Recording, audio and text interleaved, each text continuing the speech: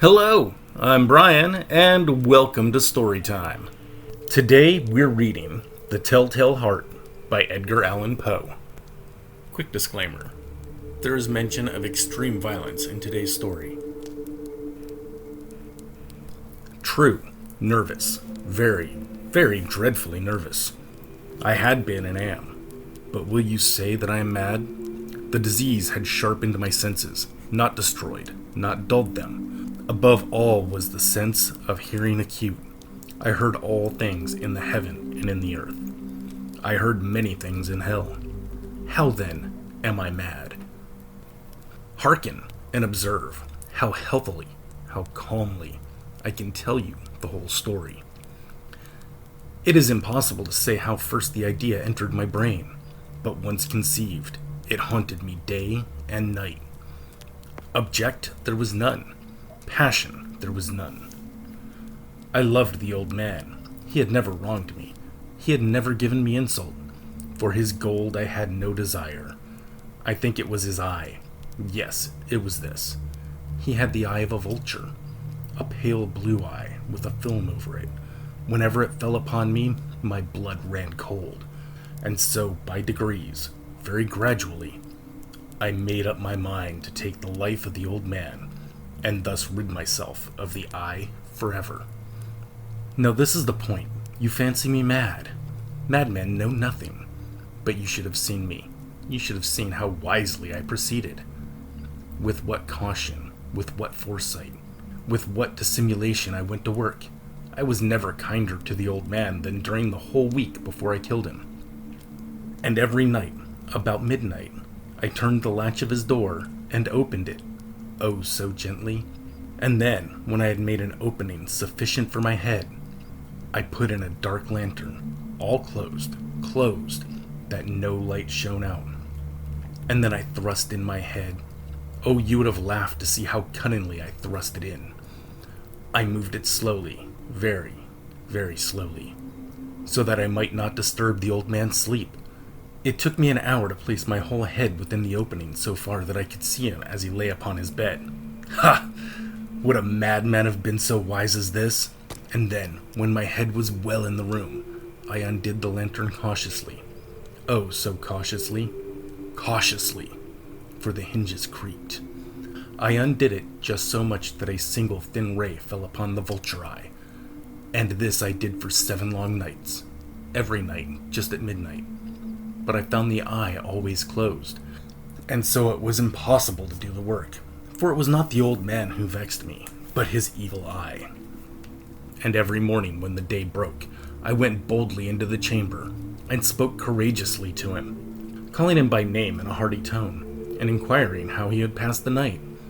So you see, he would have been a very proudful old man, indeed, to suspect that every night, just at 12, I looked in upon him while he slept. Upon the 8th night, I was more than usually cautious in opening the door. A watch's minute hand moves more quickly than did mine. Never before that night had I felt the extent of my own powers, of my sagacity. I could scarcely contain my feelings of triumph. To think that there I was, opening the door, little by little, and he not even to dream of my secret deeds or thoughts. I fairly chuckled at the idea, and perhaps he heard me, for he moved on the bed suddenly, as if startled. Now you may think that I drew back, but no. His room was as black as pitch with the thick darkness, for the shutters were close fastened, through fear of robbers. And so I knew that he could not see the opening of the door, and I kept pushing it on steadily. I had my head in, and I was about to open the lantern, when my thumb slipped upon the tin fastening, and the old man sprang up in bed, crying out, "Who's there?" I kept quite still and said nothing. For a whole hour I did not move a muscle, and in the meantime I did not hear him lie down. He was still sitting up in bed, listening, just as I had done, night after night, hearkening to the death watches in the wall. Presently I heard a slight groan, and I knew it was the groan of mortal terror. It was not a groan of pain or of grief. Oh no. It was the low, stifled sound that arises from the bottom of the soul when overcharged with awe. I knew the sound well, many a night. Just at midnight, when all the world slept, it has welled up from my own bosom, deepening with its dreadful echo the terrors that distracted me. I say I knew it well. I knew what the old man felt, and pitied him, although I chuckled at heart. I knew that he had been lying awake ever since the first slight noise, and when he had turned in his bed, his fears had been ever since growing upon him. He had been trying to fancy them causeless, but could not. He had been saying to himself, "It is nothing but the wind in the chimney. It is only a mouse crossing the floor." Or, "It is merely a cricket which has made a single chirp." Yes, he had been trying to comfort himself with these suppositions, but he had found all in vain, because death, in approaching him, had stalked with his black shadow before him and enveloped the victim. And it was the mournful influence of the unperceived shadow that caused him to feel, although he neither saw nor heard, to feel the presence of my head within the room. When I had waited a long time, very patiently, without hearing him lie down, I resolved to open a little, very, very little crevice in the lantern. So I opened it. You cannot imagine how stealthily, until at length a simple, dim ray, like the thread of a spider, shot out from the crevice and fell upon the vulture eye. It was open, wide open, and I grew furious as I gazed upon it. I saw it with perfect distinctness.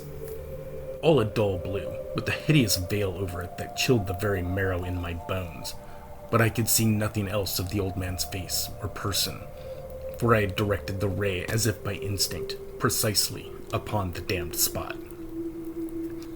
And I have not told you that what you mistake for madness is but over-acuteness of my sense.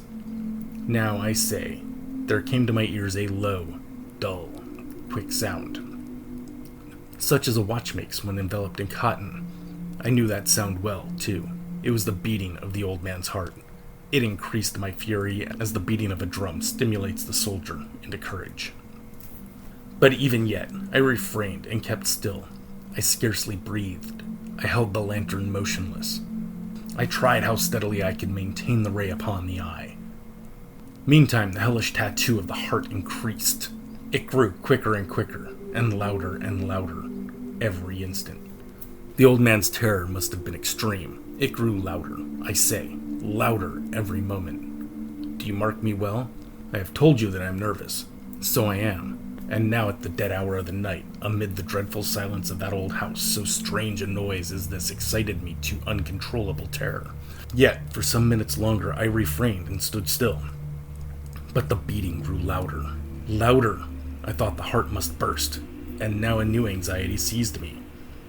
The sound would be heard by a neighbor. The old man's hour had come.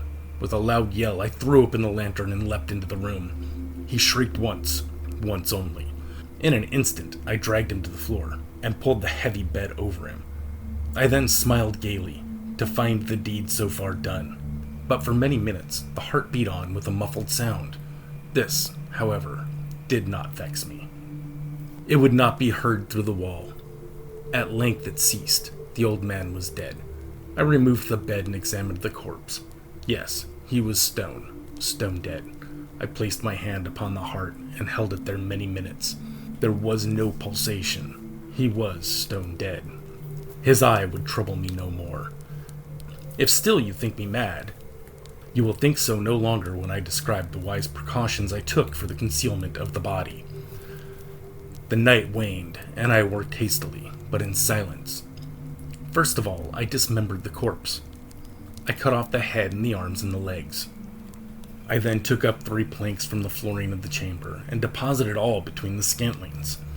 I then replaced the board so cleverly, so cunningly, that no human eye, not even his, could have detected anything wrong. There was nothing to wash out, no stain of any kind, no blood spot whatever. I had been too wary for that. A tub had caught all. When I had made an end of these labors, it was 4 o'clock. Still dark as midnight. As the bells sounded the hour, there came a knocking at the street door. I went down to open it with a light heart, For what had I now to fear? There entered 3 men, who introduced themselves with perfect suavity as officers of the police. A shriek had been heard by a neighbor during the night. Suspicion of foul play had been aroused. Information had been lodged at the police office, and they, the officers, had been deputied to search the premises. I smiled, for what had I to fear? I bade the gentleman welcome. The shriek, I said, was my own in a dream. The old man, I mentioned, was absent in the country. I took my visitors all over the house. I bade them search well. I led them, at length, to his chamber. I showed them his treasures, secure, undisturbed. In the enthusiasm of my confidence, I brought chairs into the room, and desired them here to rest from their fatigues, while I myself, in the wild audacity of my perfect triumph, placed my own seat upon the very spot beneath which reposed the corpse of my victim. The officers were satisfied. My manner had convinced them. I was singularly at ease. They sat, and while I answered cheerily, they chatted of familiar things.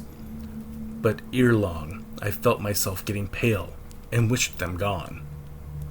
My head ached, and I fancied a ringing in my ears. But still they sat, and still chatted. The ringing became more distinct. It continued and became more distinct. I talked more freely to get rid of this feeling, but it continued and gained definiteness, until, at length, I found that the noise was not within my ears. No doubt, I now grew very pale, but I talked more fluently and with a heightened voice, yet the sound increased. And what could I do?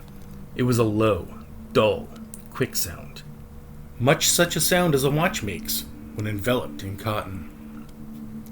I gasped for breath, and yet the officers heard it not.